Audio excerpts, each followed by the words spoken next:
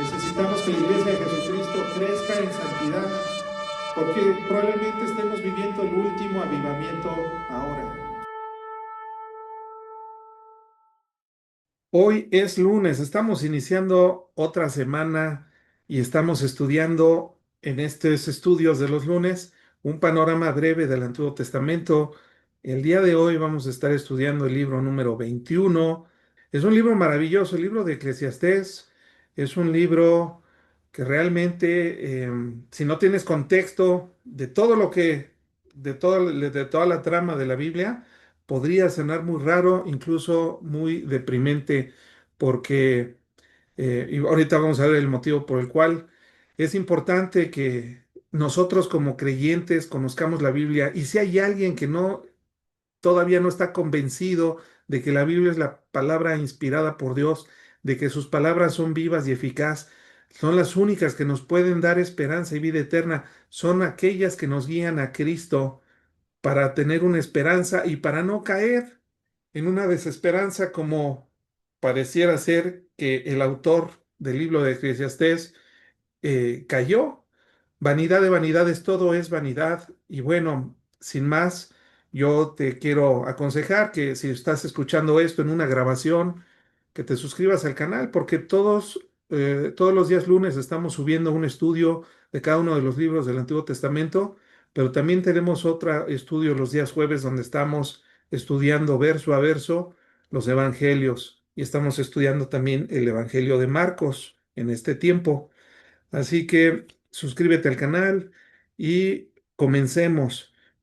Como siempre, tengo aquí una presentación para ir ilustrando la enseñanza del día de hoy, del día de este libro, y es el libro de Eclesiastés. Un panorama acerca de la sabiduría, la vanidad y la búsqueda de significado en esta vida, según el autor, según Eclesiastés. Como siempre, vamos a comenzar estudiando quién es el autor. Bueno, y cómo, y el nombre del libro. El libro de Eclesiastés es, lleva el título en hebreo, Coelet, que se traduce como uno que llama o que congrega. La Septuaginta, que fue la primera traducción de la Biblia al griego, ¿verdad? Todo el Antiguo Testamento se tradujo al griego, significa predicador, y la palabra que se utiliza en esta traducción es eclesiastés, como viene ahí en la presentación, eclesiastés. Y esto es el título muy parecido a lo que hoy tenemos en español y que también es parecido en el latín, que fue la siguiente traducción de toda la Biblia que se hizo, ¿verdad? De la Biblia al latín. Esa fue la Vulgata Latina. El autor y la fecha de composición, bueno, hay un debate.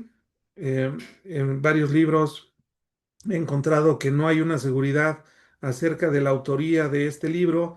Sin embargo, podemos nosotros considerar que fue Salomón el autor de este libro. ¿Por qué? Por varios motivos, pero entre ellos es que Salomón fue el rey más reconocido por su extraordinaria sabiduría. Él solito, con esa sabiduría que le proveyó Dios, compuso más de 3,000 proverbios. Sin embargo, estos 3,000 proverbios no los encontramos los 3,000 en el libro de proverbios que ya estudiamos la semana pasada. Sin embargo, él escribió más de 3,000 proverbios y también 1,005 cantares, que la siguiente semana, dentro de 8 días, estudiaremos Cantar de los Cantares. Esto subraya la notable sabiduría que le dio Dios a este rey, al hijo del rey David.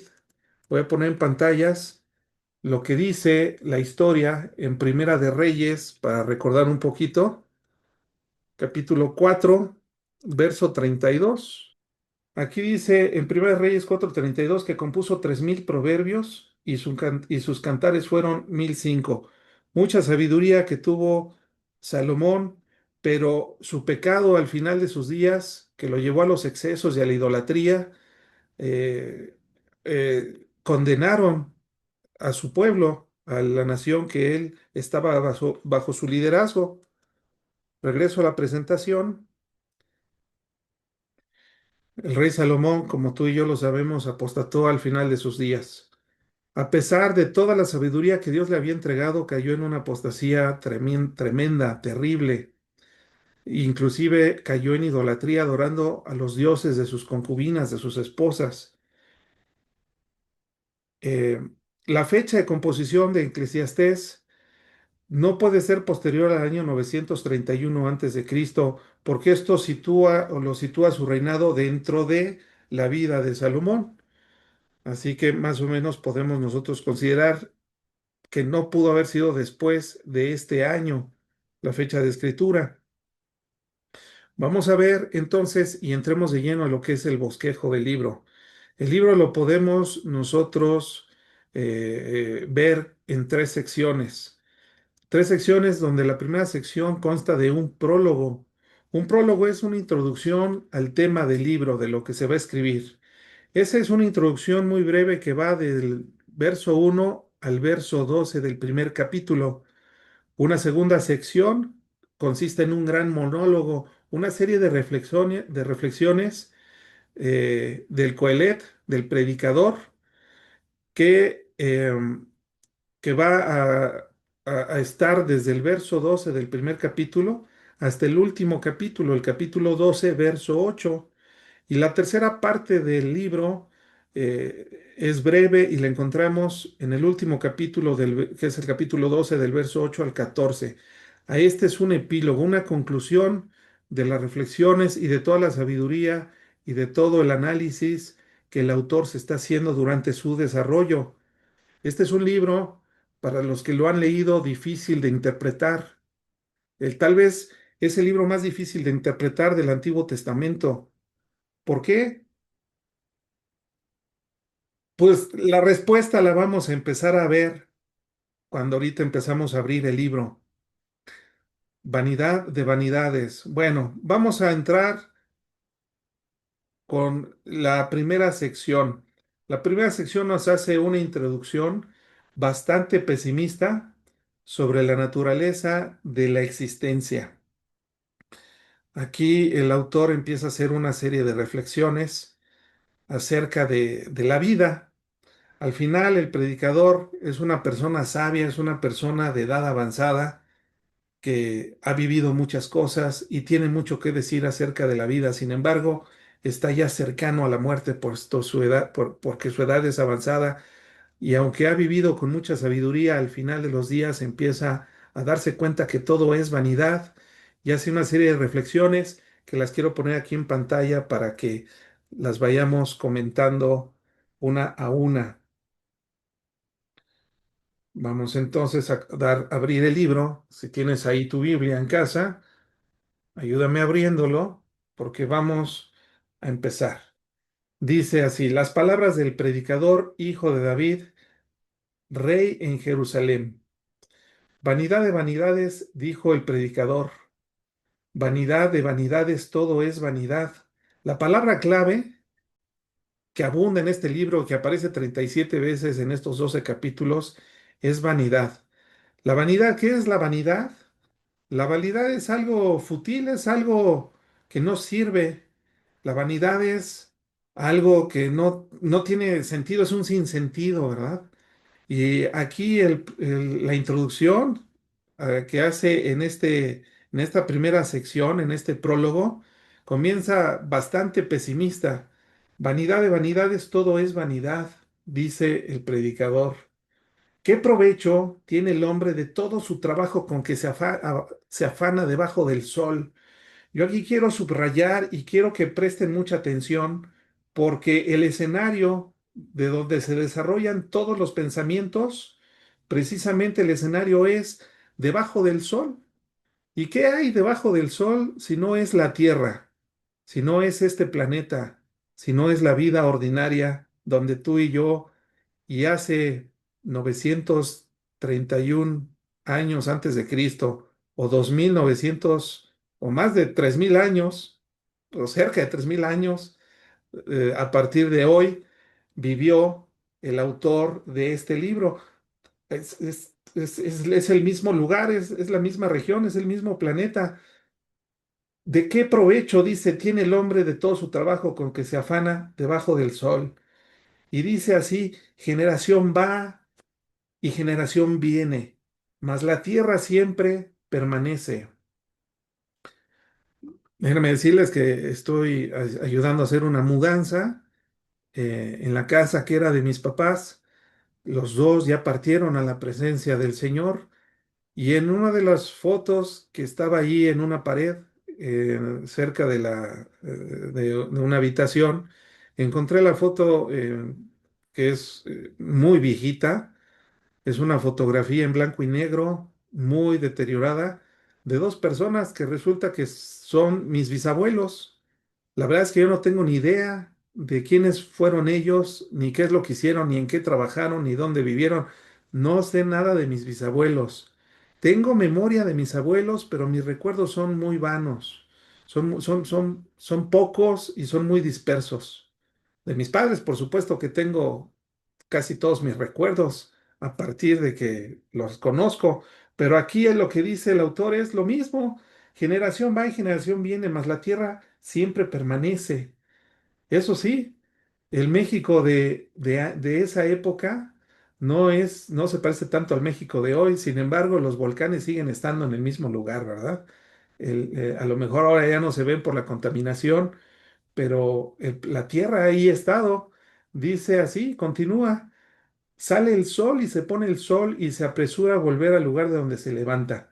Aquí el predicador está haciéndonos un ciclo que parece infinito, que es la duración de los días, ¿verdad? La rotación de la Tierra sobre su eje, que nos da a nosotros la percepción de los días.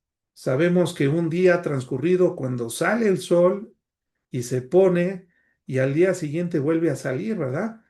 Esto es algo cíclico que hizo Dios en la naturaleza. También dice en el verso 6 que el viento tira hacia el sur y rodea al norte, va girando de continuo y sus giros vuelve el viento de nuevo.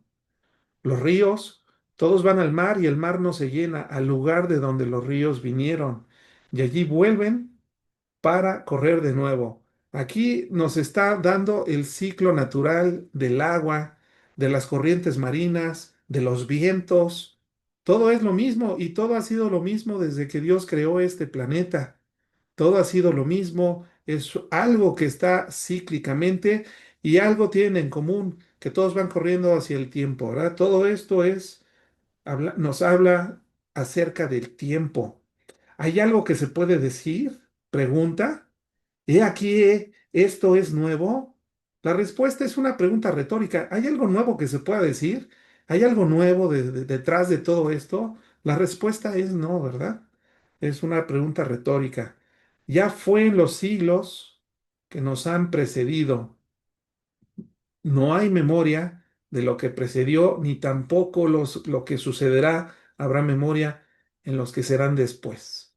Como yo les comentaba, mis bisabuelos, no, ni siquiera tengo idea de cómo se llamaban, pero ahí está esa fotografía de la cual ni siquiera me parezco, ¿verdad? Es una foto que la vestimenta que llevan y su aspecto físico, pues no, ni siquiera podría decir que son mis antecesores. Sin embargo, sé que lo son, puesto que es una fotografía que tenían mis abuelos y que le dieron a mis papás y que ellos pusieron en esa casa. Sin embargo, ya ni siquiera mis padres están presentes, pero ahí están todas sus cosas, sus recuerdos deteriorándose y empolvándose. ¿Por qué? Porque lo mismo me hace reflexionar cuando estaba estudiando para preparar este estudio, porque ciertamente lo que dice el predicador es una gran verdad en esta vida, todo es vanidad. Todo es una tremenda vanidad.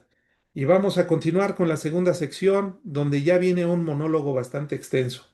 Vamos a brincarnos al capítulo 2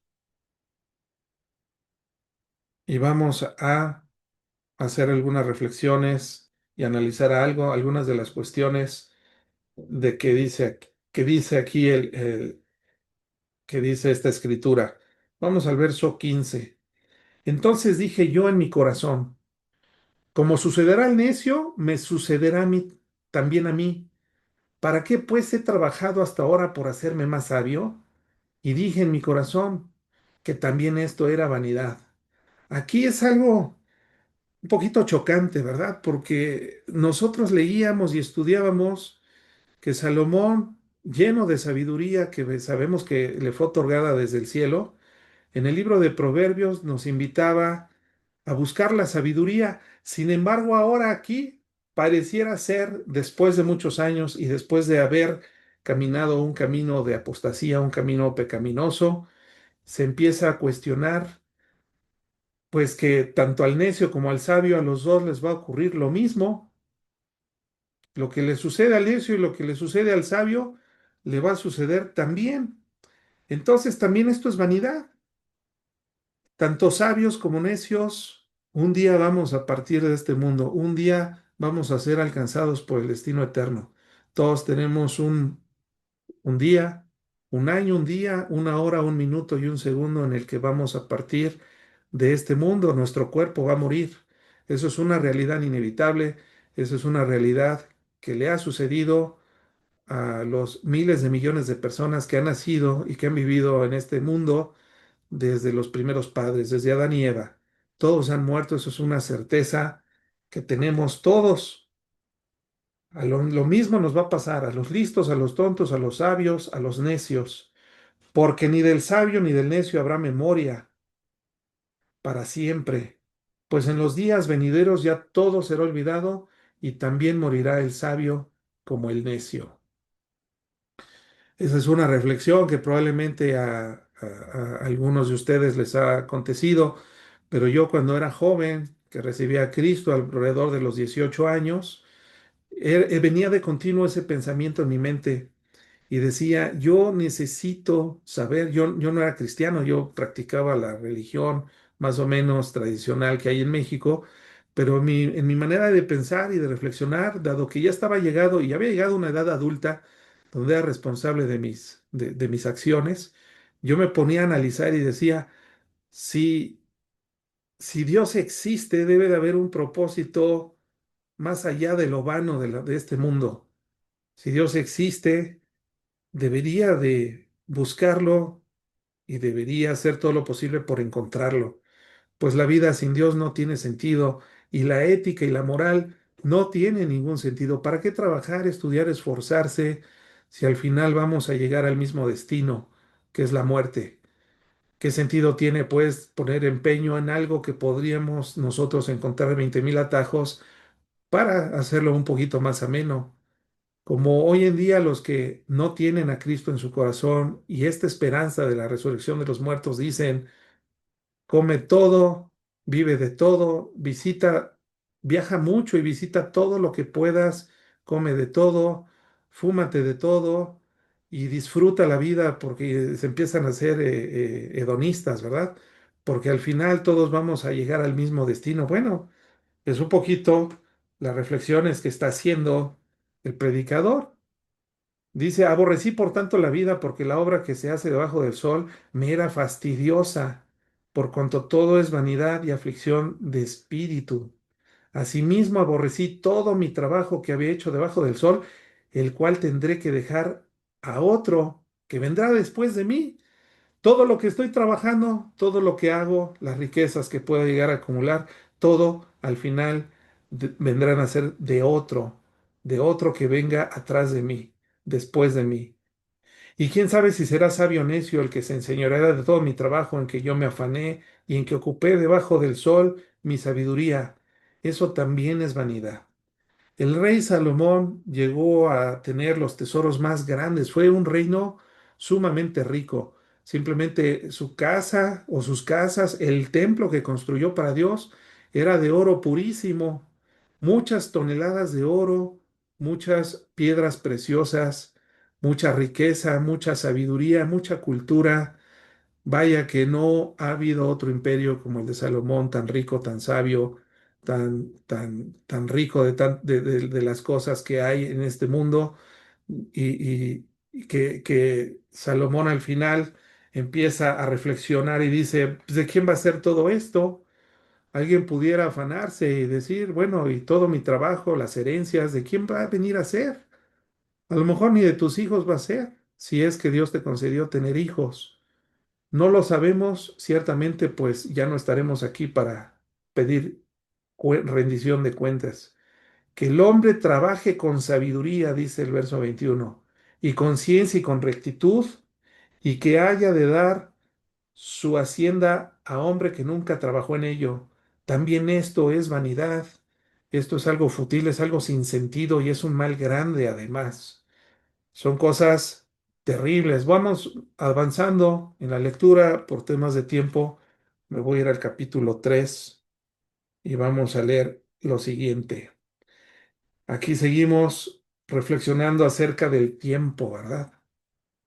Todo tiene su tiempo y todo lo que se quiere debajo del sol, del cielo, tiene su hora.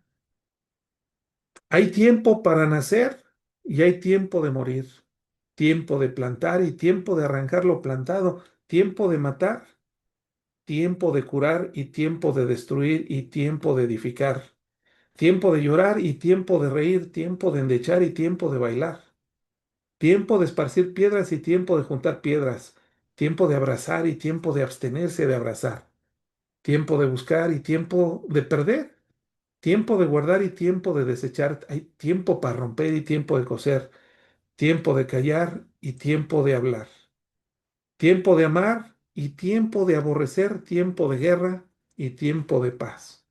Al final, ¿qué provecho tiene el que trabaja de aquello con que se afana? Yo he visto el trabajo que Dios ha dado a los hijos de los hombres para que se ocupen en él. Todo lo hizo hermoso en su tiempo y ha puesto eternidad en el corazón de ellos, sin que alcance el hombre a entender la obra que ha hecho Dios desde el principio hasta el fin. Y también es que es don de Dios que todo hombre coma y beba y goce el bien de toda su labor. He entendido que todo lo que Dios hace será perpetuo, sobre aquello no se añadirá, ni de ello se disminuirá, y lo hace Dios para que delante de él teman los hombres. Aquello que fue ya es, y lo que ha de ser fue ya, y Dios restaura lo que pasó. Vi más debajo del sol un lugar del juicio, allí impiedad, y en lugar de justicia, allí iniquidad. Y dije yo en mi corazón, al justo y al impío juzgará Dios, porque allí hay un tiempo para todo lo que se quiere y para todo lo que se hace. Dije en mi corazón, es así por causa de los hijos de los hombres, para que Dios los pruebe y para que vean ellos mismos, son semejantes a las bestias. Son declaraciones fuertes, son pensamientos profundos, son reflexiones de una persona que ha vivido mucho tiempo, una persona que ha alcanzado sabiduría y que al final parece ser estar confundido, empieza como a hacer reflexiones, empieza a darse cuenta que no hay nada nuevo en que pueda ocupar sus pensamientos, su vida, todo al final el tiempo se encargará de ocultarlo. Vamos al capítulo 7. Y esto es algo así como que pareciera ser que ni siquiera es bíblico, ¿verdad? Porque dice, no seas demasiado justo ni sabio con exceso. ¿Por qué habrás de destruirte? No hagas mucho mal ni seas insensato. ¿Por qué habrás de morir antes de tu tiempo? Son, es algo que parece aquí contradictorio, ¿verdad? Bueno es que tomes esto y también de aquello no apartes tu mano, porque aquel que a Dios teme saldrá bien en todo. Por favor, no te espantes. Muchas personas pensaban que esto que acabamos de leer no cuadraba dentro de la teología bíblica, ¿verdad? Incluso choca contra muchas de las cosas que nosotros vimos y aprendimos en Proverbios y en tantas partes y porciones de la Escritura. Sin embargo, quiero hacer este paréntesis para que no nos espantemos, porque el final, créanme que el final y las últimas reflexiones que, que Dios nos hace, vale la pena, vale la pena esperar para el gran cierre que hace nuestro Señor, que hace el Espíritu Santo para poder darnos una luz y una esperanza, pero es necesario que se nos presente esta información porque es correcto y ahorita lo vamos a entender. ¿Por qué? El motivo por el cual todo esto es así. El predicador sigue haciendo reflexiones, sigue haciendo conclusiones acerca de la vida y dice, por ejemplo, aquí en el verso 25, me volví y fijé mi corazón para saber y examinar e inquirir la sabiduría y la razón y para conocer la maldad de la insensatez y el desvarío del error. A ver, vamos a analizar este versículo un poquito con mayor profundidad. Dice así, me volví y fijé mi corazón, me volví y me concentré, puse atención. ¿En qué o por qué? Para saber y para examinar, para investigar, inquirir la sabiduría y la razón y para conocer la maldad de la insensatez y el desvarío del error. O sea, quiero entender por qué soy un pecador, en pocas palabras. ¿Por qué? ¿Qué razón hay detrás de seguir mis pasiones? Yo así lo entiendo. ¿Por qué encuentro placer, verdad? ¿Por qué encuentro argumentos y por qué esos argumentos los considero como válidos cuando me equivoco? Porque el pecado es una equivocación, es un error. Va en contra de la voluntad de Dios, del diseño de Dios. Y he hallado más amarga que la muerte a la mujer cuyo corazón es lazos y redes y sus manos ligaduras. El que agrada a Dios escapará de ella, mas el pecador quedará de ella en ella preso. He aquí que esto he hallado, dice el predicador, pesando las cosas una por una para hallar la razón. Lo que aún busca mi alma no y no la encuentra. Un hombre entre mí le he hallado, pero a la mujer entre todas estas nunca hallé. He aquí solamente esto he hallado, que Dios hizo al hombre recto, pero ellos buscaron muchas perversiones. Aquí hay una tremenda reflexión. Dios nos hizo rectos, Dios nos hizo perfectos, Dios no se equivocó cuando nos creó a nosotros, pero se halló maldad en el corazón del hombre. Se halló maldad, una maldad tras caer en la tentación y desobedecer el único mandamiento que tenía Adán y Eva. Y entonces el pecado entra al mundo. Y ahora todos nosotros nacemos bajo la maldición del pecado, siempre desde chiquitos para hacer lo incorrecto. Desde niños y más los varones. Yo sé que las mujercitas también, por supuesto, pero pues somos bien maldosos los hombres. Hay unos más maldosos que otros, pero yo sí era de los tremendos. Éramos tremendos, realmente berrinchudos, caprichosos. Hay maldad y la maldad no viene de Dios. Dios nos hizo rectos, pero nosotros nos equivocamos, desvariamos, pecamos y ahora han entrado hacia nosotros muchas perversiones, como dice la Escritura. Dios es justo, de nosotros es la mancha, generación torcida y perversa. Deuteronomio, esta cita viene en Deuteronomio. Nosotros somos esa generación torcida y perversa que habla que nosotros lo sabemos, viene en toda la escritura. Y después vamos a continuar con este estudio, esta lectura, vamos a brincar algunos pasajes, vamos a irnos a algunos otros versos para seguir analizando y leyendo las reflexiones de este predicador. Ciertamente he dado mi corazón a todas estas cosas para declarar todo esto, que los justos y los sabios y sus obras están en la mano de Dios.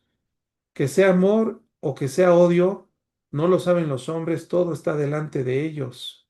Todo acontece de la misma manera a todos. Un mismo suceso ocurre al justo y al impío, al bueno, al limpio y al no limpio, al que sacrifica y al que no sacrifica como al bueno, así al que peca, al que jura como el que teme juramento. Y eso es algo que nosotros encontramos y a veces algunas personas inmaduras con poco conocimiento teológico, con una teología escasa, que por eso estamos nosotros estudiando la palabra de Dios, llegan a pensar, bueno, a Dios le da igual que te portes bien, que te portes mal, porque yo tengo vecinos y conozco gente que es muy mala, pero pues, está llena de bendiciones, de mucho dinero, de autos, de viajes, de cosas, y hay gente que va a la iglesia muy humilde y parece ser que a Dios le da exactamente lo mismo, cómo reparte las cosas. ¿Por qué? Porque es lo que estamos leyendo, todo es vanidad. Lo mismo le va a pasar a uno que al otro. Es lo que dice aquí el predicador. Un mismo suceso acontece a todos, buenos o no tan buenos, buenos y malos. Eh, Aún hay esperanza para todo aquel que está entre los vivos, porque mejor es perro vivo que león muerto. Porque los que viven saben que han de morir, pero los muertos nada saben, ni tienen más paga porque su memoria se ha puesto en el olvido. Todo esto yo te invito a que lo leas con calma. Me gustaría brincarme a la tercera sección.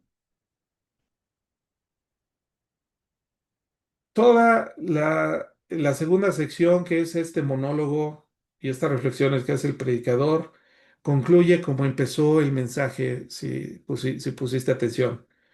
Vanidad de vanidades, dijo el predicador, todo es vanidad. Empieza una introducción con estas palabras y termina su sección exactamente lo mismo. Después de analizarlo todo, de hacer un montón de reflexiones, llega a la conclusión que todo es sin sentido, todo es fútil.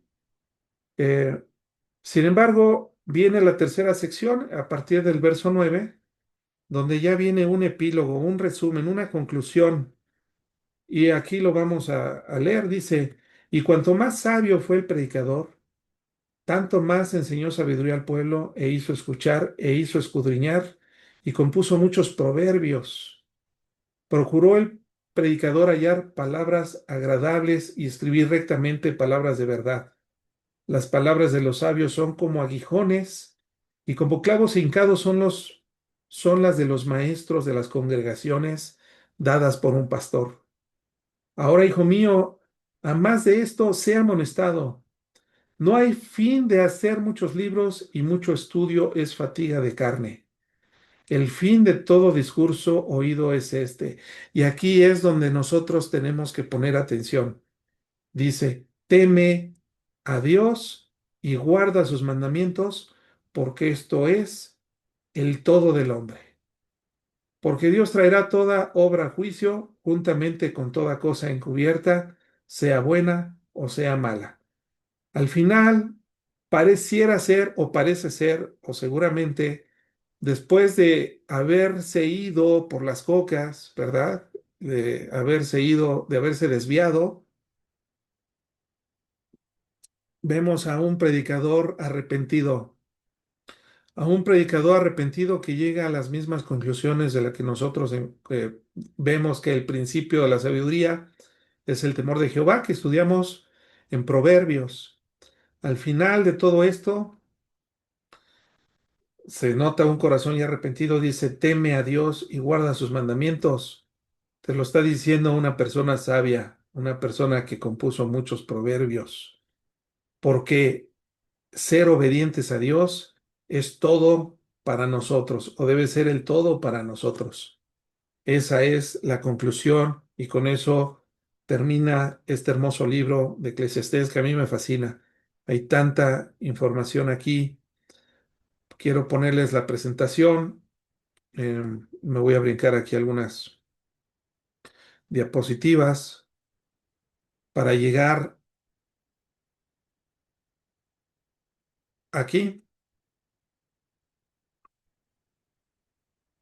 Puse ahí en esta lámina, primero me gustaría mostrarles esta ilustración a manera de ilustrar lo que hemos estado viendo. La vida es un camino que empieza con el nacimiento de todos nosotros. Y a lo largo de este camino vamos teniendo un camino de desarrollo, es un camino de desgaste, es un camino de esfuerzo, es un camino donde eh, hacemos cosas, buenas o malas, pero todos vamos a transitar por este camino llamado vida y al final, aunque el camino sigue para el mundo, nosotros nos vamos a encontrar con un epitafio, un sepulcro. La vida del hombre es finita. Comienza en el punto A y va avanzando y termina en el punto B. Como en las tumbas, en los panteones, siempre vamos a tener una fecha de nacimiento y una fecha de defunción.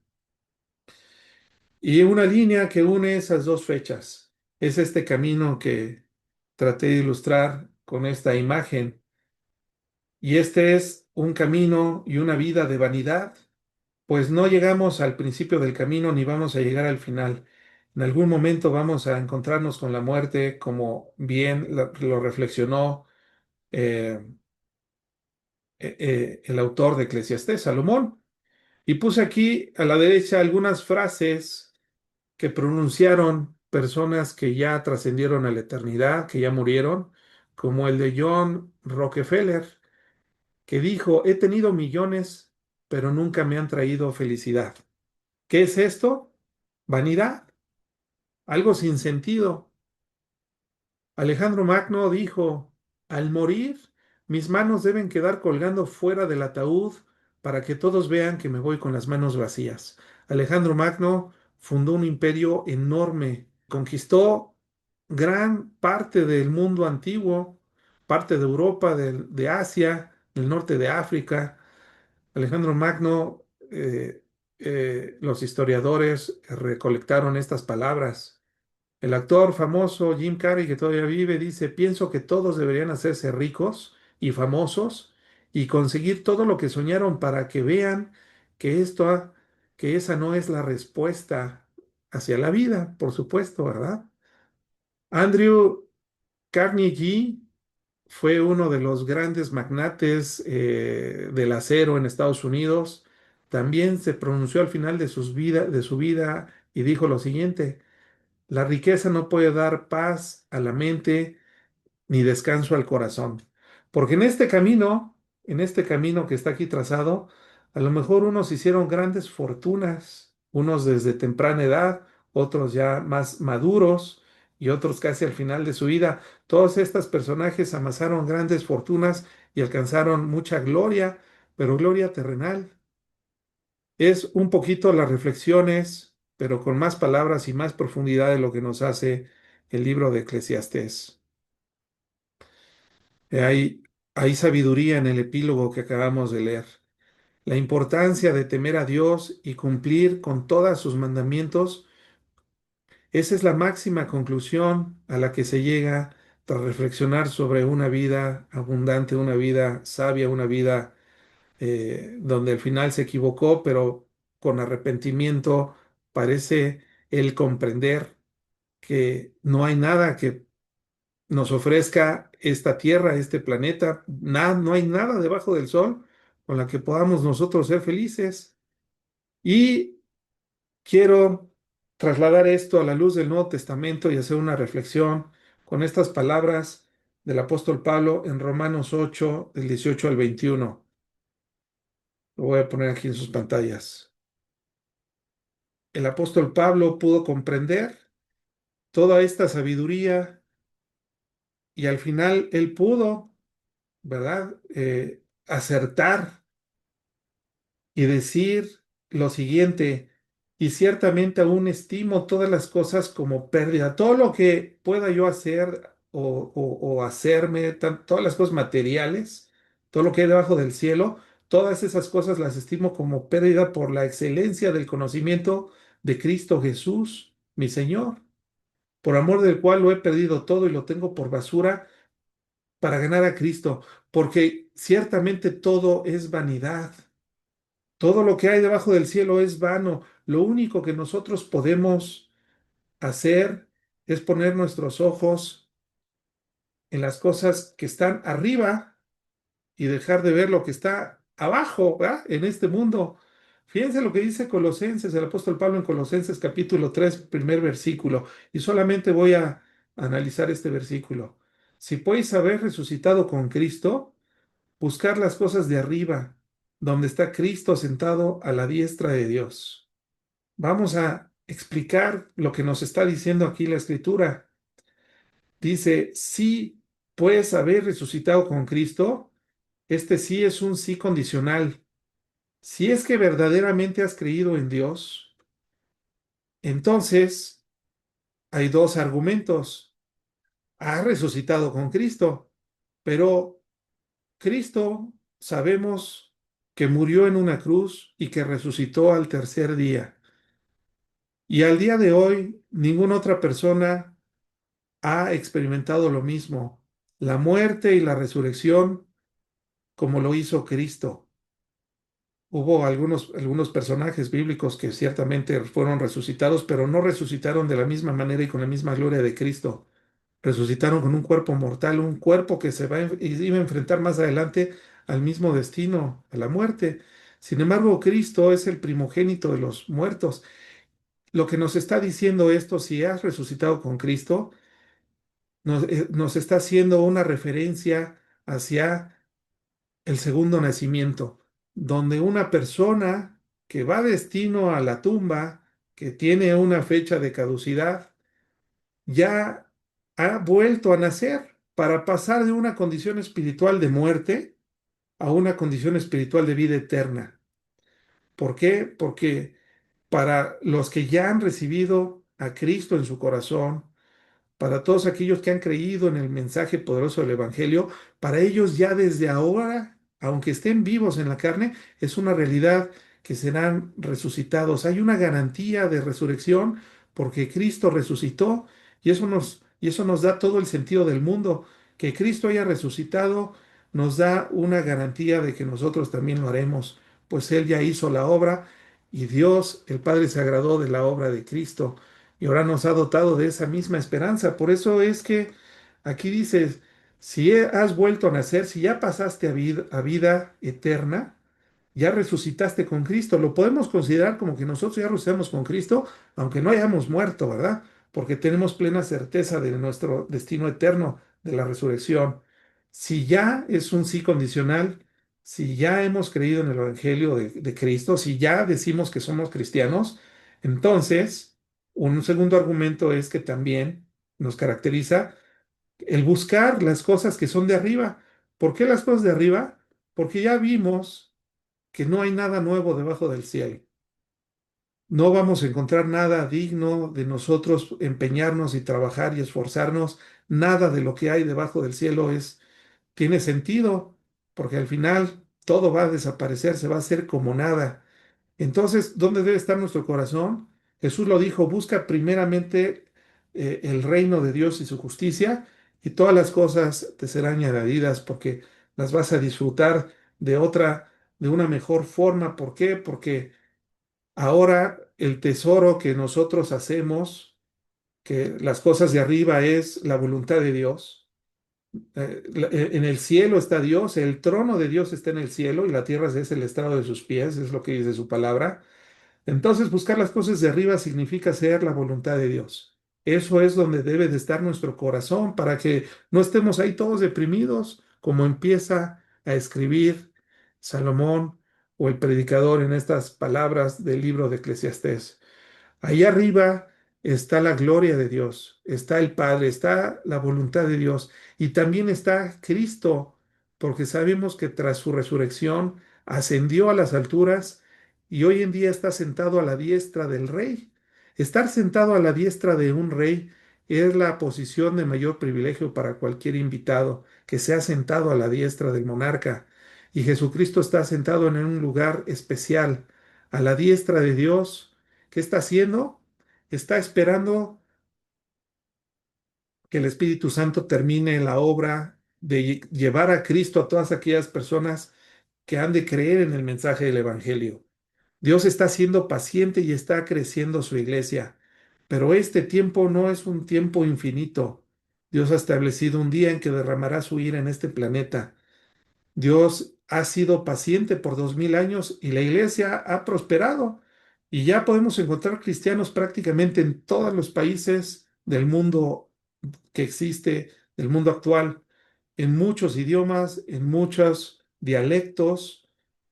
Hay muchas personas que han creído en el mensaje del Evangelio, pero no así los malos. Los malos tienen un tiempo donde serán juzgados por Dios. Y es importante entonces para nosotros comprender que la vanidad de la vida no es eterna. Las cosas de arriba son eternas. Tenemos que buscar las cosas que son eternas, trabajar, por supuesto que necesitamos trabajar para tener ingresos, para Dios nos desea proveer de bendiciones, pero que no se nos olvide también hacer tesoros en el cielo. Dios ha establecido buenas obras para que andemos en ellas, dice su palabra. Y ahí tenemos esa esperanza de resurrección de vida eterna. Algo bien interesante que quiero que consideremos es que en la eternidad donde habita Dios, ahí en el cielo, no hay, hay eternidad. El tiempo simplemente no existe porque Dios es eterno. El reino de Dios es eterno. Ya no hay un principio y un fin. Ya no hay algo que simplemente desaparece, que envejece. El reino de Dios está fuera del alcance del tiempo y además en el reino de Dios, en el cielo, ¿verdad?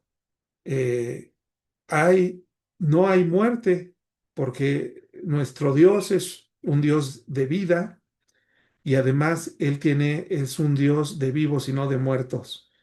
Es una reflexión lo que encontramos en este libro de Eclesiastés para que al final nosotros no nos sintamos mal cuando alguien sin Cristo ha estado prosperando o si eres una persona que ama a Dios y estás atravesando por circunstancias difíciles de enfermedad o económicas o de cualquier tipo, para que tampoco te desanimes, pues esta vida para todos, para todo lo que hay debajo del cielo tendrá fin. Por eso, con mayor razón, nosotros tenemos que buscar hacer la voluntad de Dios.